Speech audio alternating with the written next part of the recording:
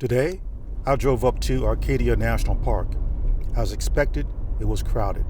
Cars lined the roads and trails were packed, but I was able to make my way along part of Park Loop Road, capturing a bit of landscape and spotting a few birds along the way. The winds were strong, so the skies were quiet and birding was limited. But still, Arcadia always delivers something beautiful, even on the busiest of days.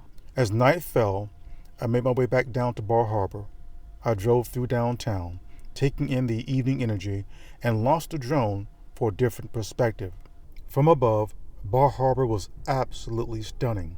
The lights reflecting off the water, the harbor glowing under the night sky. It was the perfect way to close out the day.